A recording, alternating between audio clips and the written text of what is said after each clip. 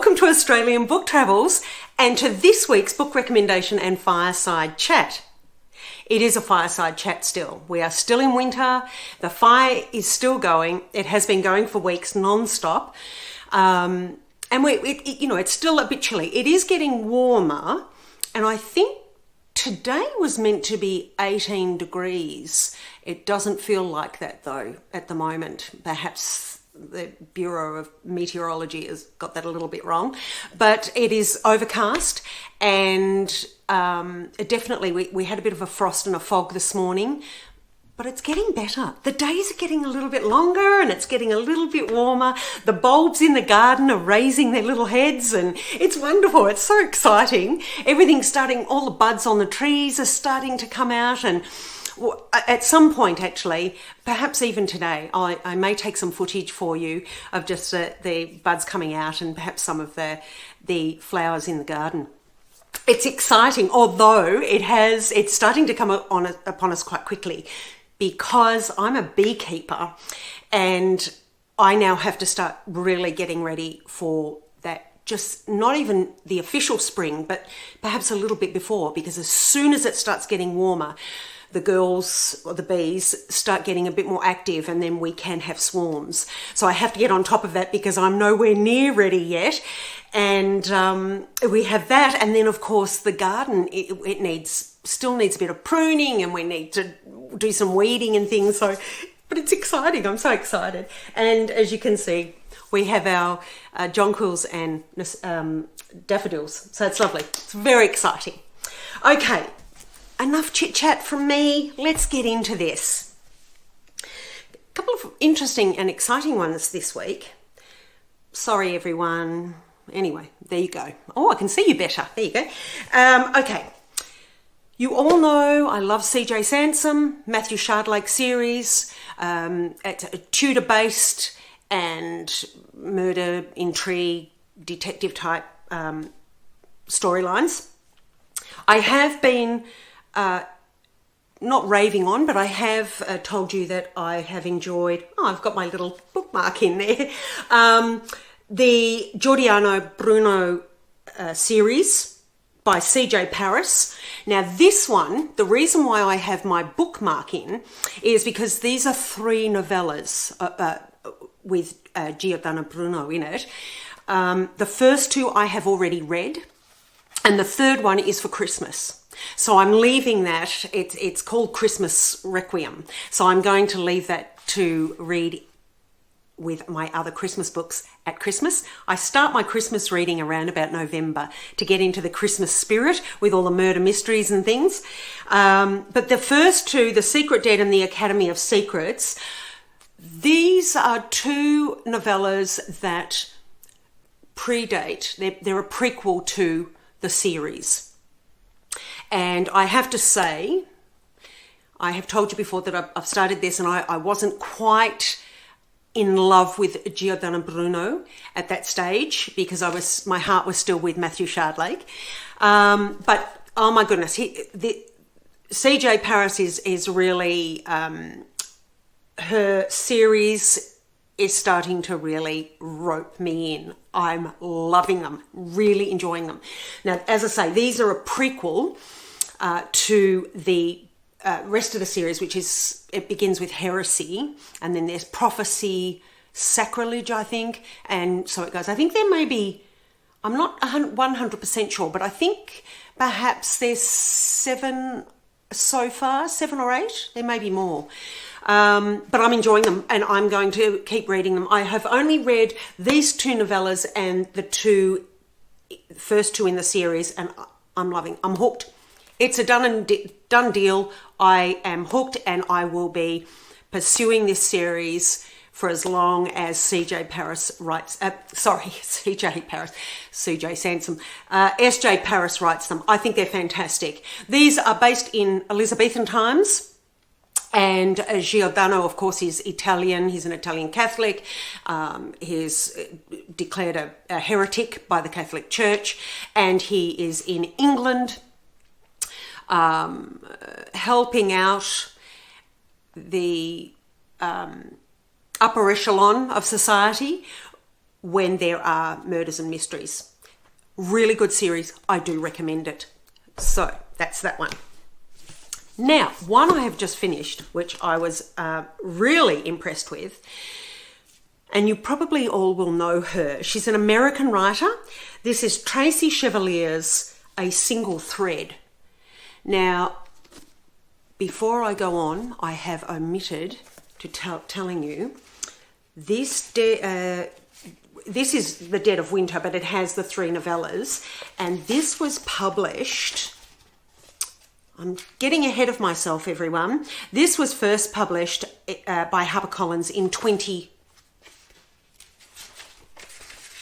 Let me just get that for you. Oh, this collection was first published in 2020, but the first 2, The Secret Dead was published in 2014, and The Academy of Secrets was published in 2020. It is not telling me the Christmas Requiem must have been published in 2020. So that's that one. Sorry, everyone. I'm just giving you the lowdown there, and there was a little bit of confusion because, of course, they're 3 novellas that have been written at different times. Anyway, fantastic. Go for it. Tracy Chevalier, A Single Thread. Now, I think this one was published in 2018. Let's have a look. I'm sure I read, let me have a look, 2019. It's a hardcover. You all know I love my hardcovers. And what I did like about this, actually, there are no exciting end papers. No exciting end papers, but the hardcover itself without the dust jacket is really nice. It has the purple and the green. It's a really nice hardcover. Anyway, I do like the dust jacket. I think that's nice. Okay. Tracy Chevalier, American writer. Very famous for her novel, The Girl with the Pearl Earring. She has written others, but this is one that I have just finished, actually. I thoroughly enjoyed this. It is based in England in 1932.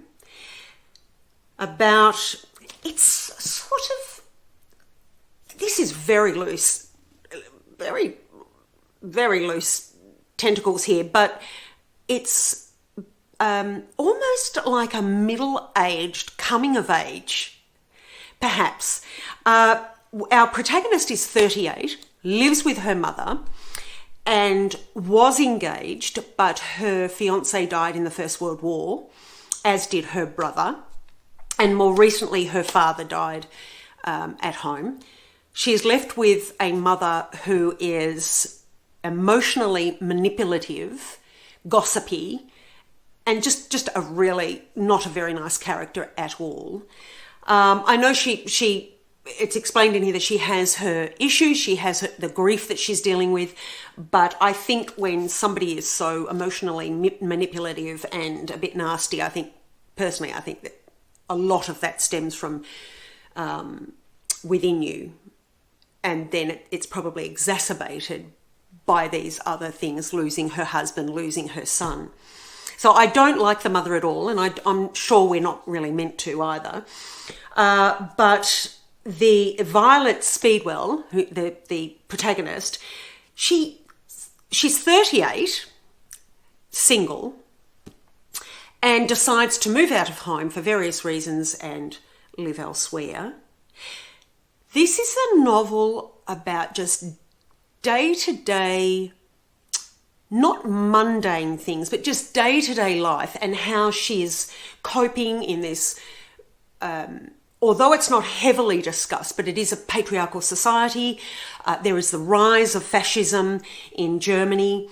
There's a discussion on that, and also how the Englishmen from the First World War have been affected, and so too the families around them.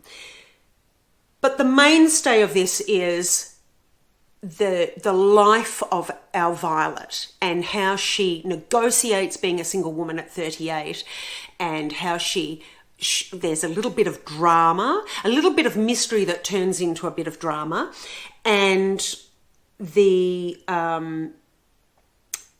ending is actually quite a surprise. I liked the ending, actually. It was look, I liked the whole book. I really enjoyed it. It was a comfy book, but with a bit more substance than that. It's a comfy read. I wanted to get back to it when I put it down.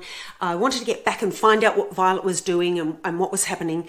But there were some perhaps slightly uncomfortable discussions and topics, but not to the point that you couldn't read it. It was intriguing.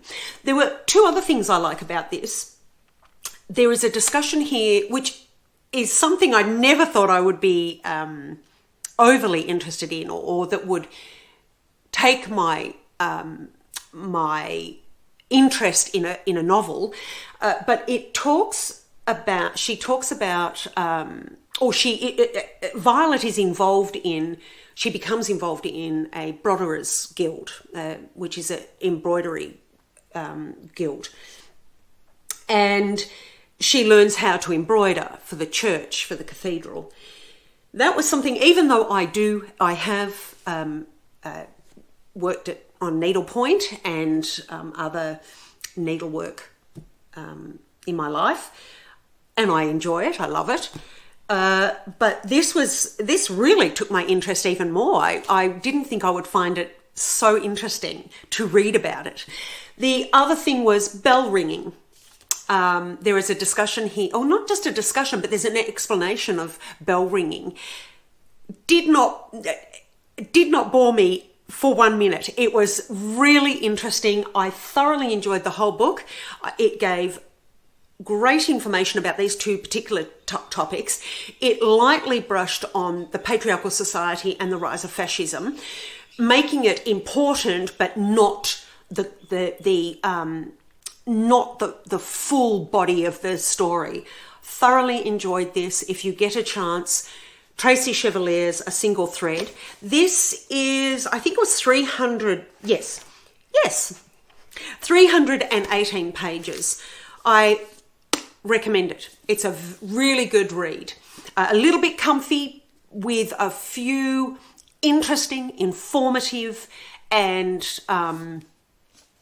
believable. That was the other thing. Really believable storylines. I enjoyed this and I recommend it. Okay, the next ones, they are a set, although I didn't buy them as a set, and there are others in the series. But this is by Teresa Dietz, The Complete Language of Flowers. I mean, look at the cover on that. Isn't that gorgeous? Absolutely beautiful. And this is the next one, The Complete Language of Food. You all know I love my food and my flowers. So that's that. And then there's The Complete Language of Herbs, because I do not only cook with herbs, but I use herbs for ailments and for treatment in the animals and for ourselves.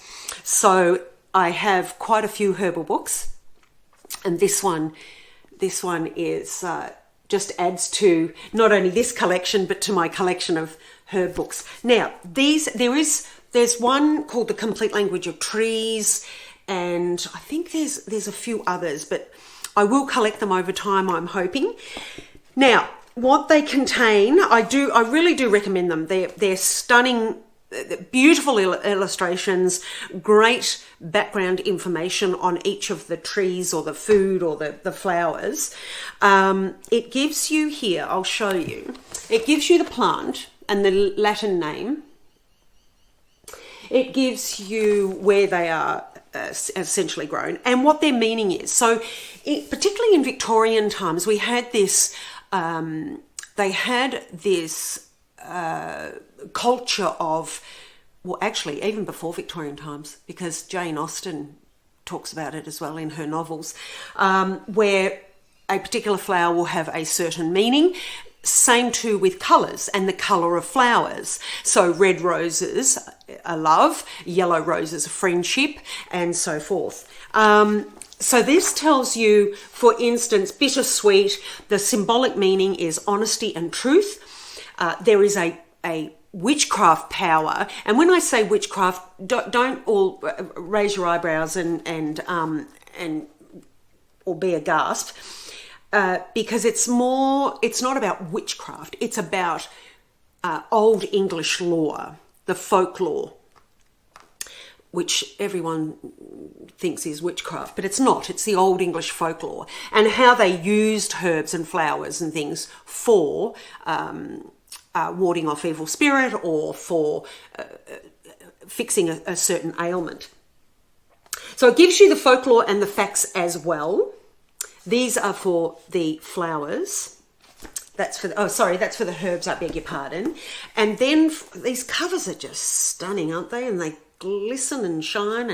And so with food, the same thing. So here we have kale, and the symbolic meaning is prophet or self-willed. The possible powers are luck and wealth, and the folklore and the facts. So kale leaves are commonly sautéed or added to sausage and potato types of soups, such as the Portuguese dish known as caldo verde. A traditional Irish dish known as colcannon is a mixture of kale and mashed potatoes. In northern Germany, kale dishes are considered to be comfort foods. Growing kale in the United Kingdom during World War II was widely encouraged because it was nutritious and easy to grow. So it gives you all of that background knowledge. And it tells you here, particularly in this one, it says candy. This must be... Candy is an American term. So that's rather interesting, isn't it? Ah, yes, it was published in New York, because we don't say candy over here, and neither do the people in the UK. So this is American published. But it gives you the information on casseroles and what the folklore and the symbolic meanings of that, chocolate, cheese, and so forth. Really interesting when you are wanting to make dishes and you want it to perhaps mean something, or if you're putting together a bouquet and you're wanting it to mean something. I think it's interesting too, just to see where flowers, food, herbs, trees have had a place in our life, have had a place in particularly Western society.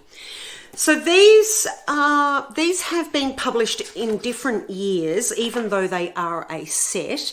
This one was first published in 2020, and as I say, it was published in New York, in America. So when was this published? And they were each about, that one is a paper, oh, I say paperback, it's a soft cover. And I don't know how I came across a soft cover and then two hardcovers, but anyway, these things happen, everyone. So they're approximately 230, 250 pages each. And this one to do with food, let's have a look. Oh, this was 2022. This was published in 2022. And the complete language of herbs. And look at the covers. They're just stunning, aren't they? They're really beautiful and they look lovely on the shelf. This one was also published in 2022, and I think the language of trees was perhaps published just a little after that, but don't quote me on that because I don't have a copy of it, and that is definitely my next project. But on the shelf they look lovely as a set, and of course more in the series would look even lovelier. So they're the ones that I recommend. I have found them very interesting when you're putting together a bouquet of flowers and you're wanting them to mean something, or herbs, or even if you're putting a dish together, what it means and why you're, perhaps even why naturally we feel inclined to those comfort foods or the warming foods in winter, or the fulfilling, the carbohydrate type foods in winter, and then the lighter foods in summer. Aside from it being a seasonal eating, there's actually a little bit more meaning historically to why and how we eat. And I think it's really interesting to know why we eat what we do, and why we give the type of flowers we do, and why we use the herbs we do. And the other one, with of course, as I say, is the trees. But there are a few others, I think.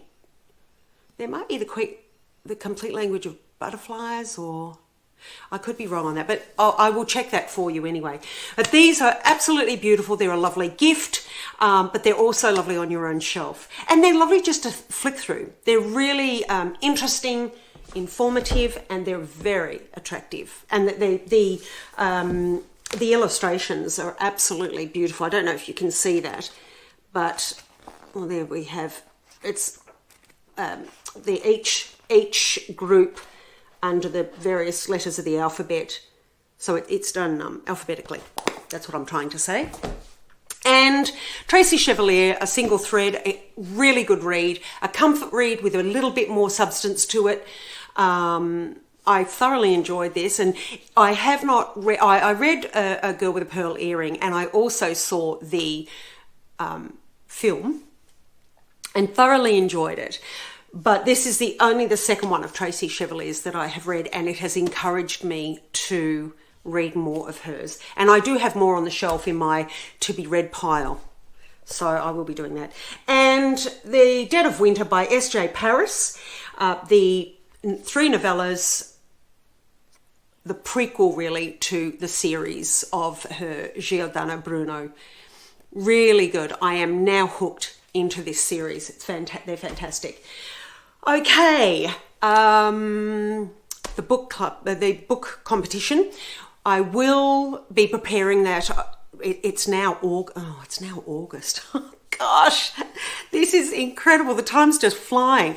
I will be preparing that in the next few weeks, but I will not be. We will not be giving you the questions until the 1st of October. 6 questions in each category, 6 questions from the book recommendation videos, 6 questions from the travel videos. We won't make them too hard, but you will have to likely watch them if you haven't already and seek out the answer to the questions. And we will direct you to those videos. So we will say, look, it'll be video, A, B, C, D, and you will get your answers from those 6 videos. 12 all up, of course, but 6 from the book recommendation, 6 from the travel. So we won't make it too hard, but there will be a little bit of work on your behalf. And then 2 winners, one in the Northern Hemisphere, one in the Southern Hemisphere, with the books being purchased from independent bookshops in those hemispheres. And we will give you 2 weeks to get the answers in. Now, we will require you to have the answers emailed to me by the 14th of October and not before. So it will be the first person in the Northern Hemisphere, first person in the Southern Hemisphere, remembering that there's a time zone difference. So the first person in both of those hemispheres to answer after the 14th of October. But I'll make that clearer, and I'll keep repeating that so that it makes it clearer for you. And I will write it in the description box when we release the questions. So hopefully, good luck everyone. I hope you all win it, although that's not possible, but I do hope, I do wish you good luck anyway. And I hope those of you who want to win it, you do. We will be running more competitions over time, but we just thought we'd see how this one works out and how you will enjoy it. And, how it translates into logistics and how it works best. Okay, what else do I have for you? In the coming weeks, of course, we're traveling every week. We do have some more historic accommodation. Don't forget, they're not just pet friendly. We are choosing pet friendly accommodation because we have dogs and a cat that we take away with us, and they love it. They enjoy coming with us. But we are choosing historic accommodation. so that we can give you a little bit of history and you can see what is available, and it's not just a campground or it's not just a hotel, and there's nothing wrong with that. We're just trying to give you an option, and where it's a reasonable price. It's not too expensive, and you can also travel to these and stay in these places of accommodation without pets. You can have a romantic time away without just the two of you, so without any of your animal companions. So that's those. That's that. I've told you we're going away quite a little bit. We're hoping actually to start traveling into another state, just to give you a little bit of a difference in topography and things like that, and in some architecture actually too. So that's it, everyone. I hope you're all well and you are warm if you're in the southern hemisphere, and keeping cool and hydrated in the northern hemisphere. That's it. That's all I have for you today. I hope you've had that drink whilst you've been watching. I may actually start having a cup of tea or coffee here myself, because sometimes when I'm chatting, I get a little bit dry in the mouth, and I tend to stumble over my words. But anyway, I hope you don't mind, and I do apologise if that happens or if it annoys you. Okay, that is it. Stay safe, everyone, and happy reading, safe travels, good eating. Please eat well. Eat less, but eat better quality food. And the chocolate, good chocolate. See, it's not about not eating naughty foods. Just make sure it's good quality. Anyway, safe travels, happy reading. We'll see you at the next book recommendation or at the next travel video. Oh, there's something else coming up too that's pretty exciting, but I can't tell you yet. Ooh, I can't wait to tell you. Okay, see you next video. Take care. Bye for now. Apologies, everyone. Just a few more minutes of your time, if I may.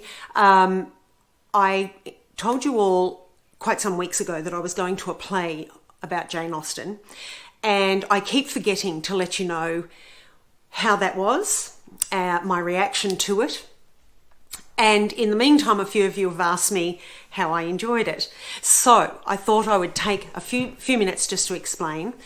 I was really looking forward to this play. It was about Jane Austen, and I knew that there was going to be some music involved, but I wasn't really quite sure how it was going to be performed. Now, I attended. It was a lovely old building, and from what I could understand, there was only probably in the audience there may have been around about 50 of us. It was very small. The concept of the play was really good. It was three women playing Jane Austen all at the same time. So sometimes their dialogue was synchronized. Sometimes they overlapped, and they morphed into characters in Jane Austen's books, specifically Pride and Prejudice. I have to look. I'll be honest. I was very disappointed, because even though the concept was fantastic, I thought that was really good the way the girls performed, and they were very good actresses. I felt that it was a bit screechy. It wasn't that clear, even though the acoustics in the room I thought it was certainly adequate, but the performance itself was a bit screechy. They burst into song, which I couldn't understand why the songs were chosen. It was never explained, and I really could not equate that to Jane Austen. They weren't particularly, or they didn't appear to be old songs. And I think they were, it's possible that they were actually newly written. They didn't make sense to me as in association with the dialogue. There was a bit of running around and a bit of strange sort of performance within the play. And there were two other things. My impression was that what they did is they had Jane narrating some of the letters that she wrote to her sister Cassandra. So the girls, each of them played Jane, and so some of them, as I say, they were either in sync with each other, or one of them played Jane Austen and narrated the letters whilst the other two were doing something else, and they were morphing into another character, or they were playing an instrument, or they actually ran the dialogue synchronized. So the three of them were speaking at the same time, or two of them. And I found that quite not very clear, and so the dialogue wasn't clear, and so I sometimes I couldn't even understand what they were saying. But the two things that really distressed me, now we know Mr. Collins in Pride and Prejudice is not a great character, but they made him out to be really snivelling and sniffy, and at one point I actually thought that the actresses were picking their nose when they were playing Mr. Collins. I know that's horrible to say that, but it did. And in actual fact, someone I was with said exactly the same thing. They thought that, they actually asked me, why is Mr. Collins picking his nose? It was really quite strange, and I do apologise if that sounds awful, but it was just a fact. That's what we saw, and that's how we interpreted what they were doing. And they made him to be out quite weaselly and sniffing and dribbling, and yes, he's not a great character, but he certainly wasn't that. And in fact, in Pride and Prejudice, at one point, Jane Austen says that Mr. Collins, for whatever purpose or for whatever, however you want to interpret it, but he was thinking of the sisters, that he would marry one of them so that it would keep the estate within the family. So I actually had a little bit of an appreciation for Mr. Collins, even though he wasn't great, but there was an element that where he thought of the sisters in Pride and Prejudice. So that was one thing, and so that I can understand that could be interpreted. You know, not many people do like Mr. Collins, but you know, we all have our own ideas on that. But with Jane Austen, the way she was played, and the way that she recited her letters to Cassandra was done in a very catty way.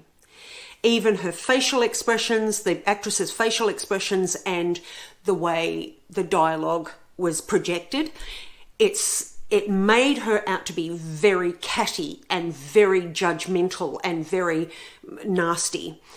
And I may have it wrong in all the time that I've read anything about Jane Austen.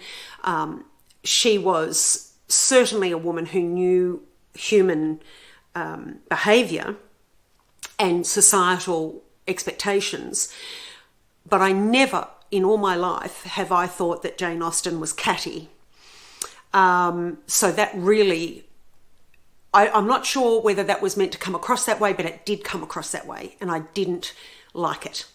So unfortunately, I came out of the play not having fully enjoyed it. As I say, the concept was brilliant, and the actresses played the way that they were morphing in and out of character was great. They were really talented girls. But the idea that Jane was catty and that Mr. Collins, his behaviour, the way they portrayed it, was really not what I think and not how I perceive Mr. Collins to be in Pride and Prejudice. Anyway, I just wanted to tell you all that. It's wonderful that we get all of these different perceptions and ideas of classic works. I'm not sure that I like the interpretation being completely morphed into, or Jane Austen as a person being thought of as catty. I think that that's actually it's a true, it's a real misrepresentation of the author, and I don't like that. I think, I just didn't appreciate that. Anyway, overall, the concept was great. It was brilliant, and the actresses, to a certain point, performed really well, but there were just these elements that unfortunately overshadowed that for me, and I did not enjoy it. But that's okay. That's going to happen. We will enjoy some things and not others, and it gives you it makes you think. And maybe that's what it was all about. It perhaps made you think. The only thing I was disturbed further about that was that there were school children. They must have been high school age, so maybe 14 or 15, something like that. And it concerns me that we are now having that generation perhaps being told something completely different that may or may not be true. So, yeah. Anyway, that was that. I just wanted to put that on the end of this video because I did forget in the bulk of telling you about the books, I forgot to tell you about the play.